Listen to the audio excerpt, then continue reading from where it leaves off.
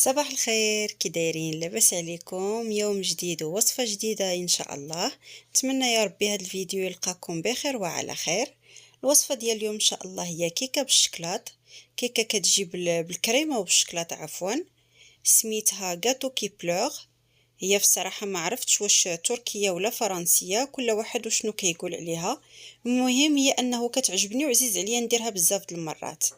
نتمنى الوصفه ديال اليوم تعجبكم. الا عجبتكم ما تنساونيش بلايك وبارطاج، ولا اول مره تزوروا القناه ديالي ما تنساونيش بالاشتراك.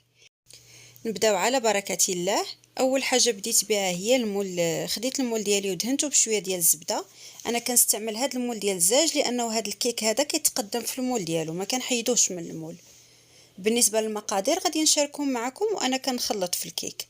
هنا استعملت كاس ديال السكر سنيده. غادي نضيف معاه واحد 3 ديال البيضات بحرارة المطبخ، يعني ما يكونوش في الثلاجة. من الأحسن أنه البيض نحتفظ به غير فوق سطح العمل. غادي نضيف كذلك واحد 2 ساشيات من سكر فاني. هنايا راه ساشيات بغيت نحلهم غير بيديا، قاصحين بزاف. من الأحسن أننا نبداو نحلوهم بالمقص. صافي غادي ناخذ هاد المقادير اللي شاركت معكم وغادي نخلطهم بالطراب، يا اما نخلطوهم بهاد لاجيغاف ولا نخلطوهم في الخلاط الكهربائي العادي ديال العصير، اولا ممكن غير خلاط يدوي. غير الا استعملنا الطراب اليدوي راه غادي ياخذ معنا شويه ديال الوقت باش يذوب لنا السكر ويبيض لنا الخليط بهذا الشكل هذا. صافي هنا فاش تحصلت على هذا الخليط غادي نضيف واحد الكاس من الحليب ونص كاس من الزيت. بالنسبه للكاس اللي كنعبر به كنبدا به من الاول حتى الاخر، يعني نفس الكاس اللي كنبدا به هو اللي كنبقى قابطه به العبار. صافي غادي نخلط عاوتاني واحد شويه باش ينسجموا لي هاد السوائل مع بعضياتهم، وغادي ندوز باش نبدا نضيف في المكونات الجافه. هنايا عندي واحد الكاس ونص ديال الدقيق الابيض. غادي نضيف معاه واحد 2 المعالق حتى ل3 ديال الكاكاو، على حسب النوعيه ديال الكاكاو اللي كتستعملوا. غادي نغربلهم باش نتفادى دوك الحبيبات اللي كيكونوا في الدقيق او حتى في الكاكاو. بهذه الطريقه غادي يسهل عليا انني نخلط الكيك ديالي. صافي هنايا غادي نخلط هاد المكونات مع بعضياتهم. من بعد ما غربلت هاد الدقيق والكاكاو غادي نضيف خميره الحلويات.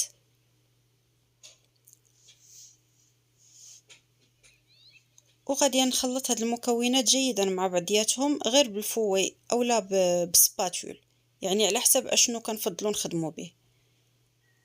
صافي حتى كنتحصلوا على خليط ديال الكيك اللي كيكون متجانس، يعني ما كيبقاوش عندنا فيه شي تكتلات ولا حبيبات بحال الكيك العادي. وغادي نديروه في المول. في الوقت اللي غادي نكونوا كنوجدوا فيه الكيك ديالنا بطبيعه الحال كيف ما العاده نشعلوا الفران من الفوق ومن التحت على 180 درجه باش يسخن لينا مزيان.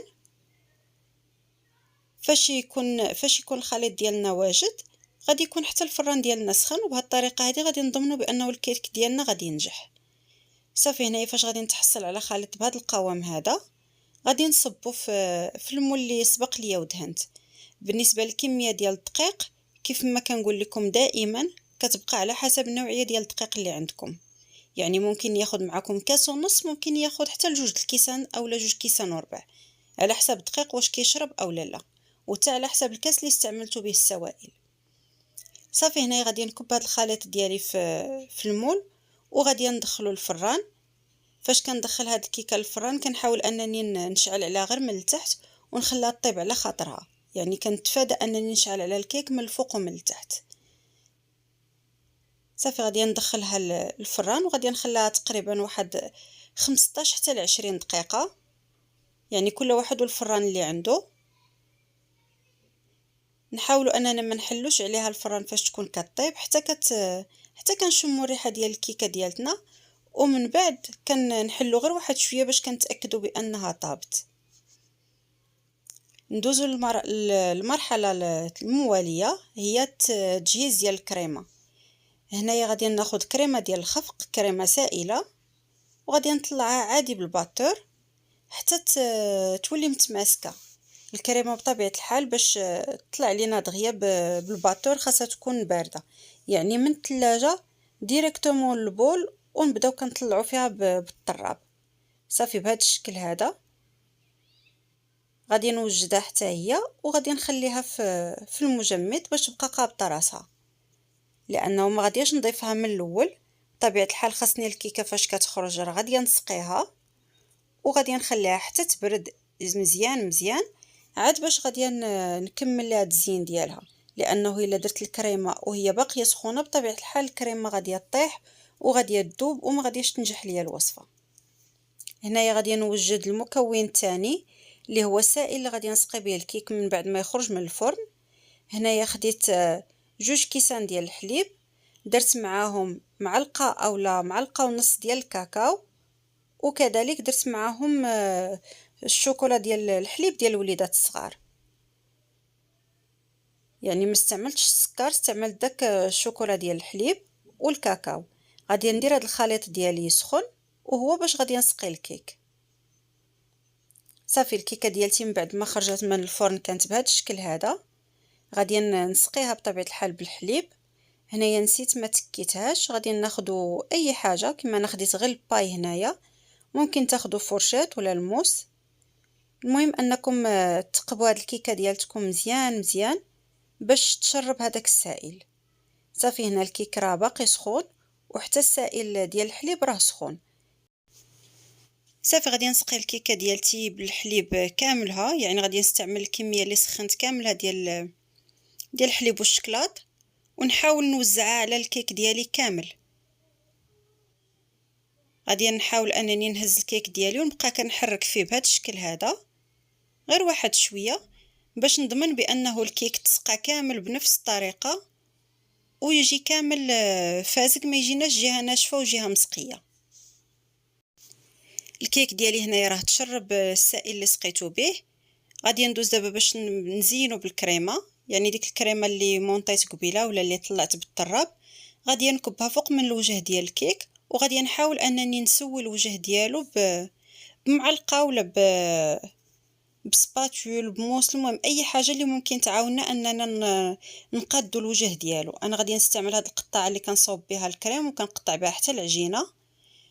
بهاد الطريقه هذه كيتقاد الوجه ديال الكيك ديالنا وما كيجيناش المنظر ديالو خايب. صافي غادي نستمر بهاد الطريقه هذه حتى يتقاد ليا. صافي هنا من بعد ما سويت الوجه ديال الكريمه ديالتي غادي نردها للثلاجه اولا المجمد على حساب الرغبه، وغادي ندوز باش نوجد الكاناش ديال الشكلاط. هنايا غادي نسخن كريمه سائله كميه اللي بغينا، وغادي نضيف معاها شوكولاته سوداء. من الاحسن اننا نستعملوا شوكولاته سوداء من نوعيه جيده باش يجينا الكاناش بنين. الا ما توفرش ممكن اننا نستعملوا بديل الشوكولا ولا الشوكولا العاديه، ونديروا معها شي معلقه حتى لجوج ديال الكاكاو باش كتعزز داك المذاق ديال الشكلاط. صافي هنا الكريمه ديالتي محدا باقا سخونه، غادي نحاول ندوب فيها داك الشكلاط. من الاحسن اننا نقطعوه قطعات صغار اولا طريفات صغار، بهذه الطريقه هذه دغيا كيدوب. غادي نستمر بهذا الشكل هذا حتى نتحصل على اللون ديال الكاناش اللي كيكون فاتح وكيكون كيلمع. نتمنى نكون عرفت نوصل لكم المعلومه. صافي كنبقى كنخلط بهذا الشكل هذا حتى كيولي عندي الخليط بهذا الشكل هذا، يعني ما حدي كنخلط في هذاك الخليط ديال الكريمه والشوكولا ما حدو هو كيبرد. غادي نستمر بهذه الطريقه هذه كنخلط فيه او ميم طون كنبقى كنبرد فيه باش الا ضفتو فوق من الكريمه ما تذوبش ليا. غادي نجيب دابا الكيك ديالي. صافي غادي نصب دابا فوق منه مباشره الكاناش ديال الشكلاط باش نردو عاوتاني للثلاجه تيقبط راسو. من الاحسن هذا الكيك يبقى عندنا في الثلاجه 3 حتى ل 4 ديال الساعات باش الكاناش ديالنا كيبرد مزيان وكيقبط في راسو، وحتى الكريمه كتجمد لينا مزيان باش فاش كنبغيو عفوا نقطعوه كتجينا سهله في التقطاع ديالو. صافي هنايا راه كمبيت الكميه ديال الكاناش اللي عندي كاملها، غادي نحاول حتى هي نسرحها فوق من الكريمه ونطرف دوك الجنيبات ديال المول ديالي وندخلو للثلاجه. والمدد المدد يا رسول الله، وسقينا بالمدد يا حبيب الله.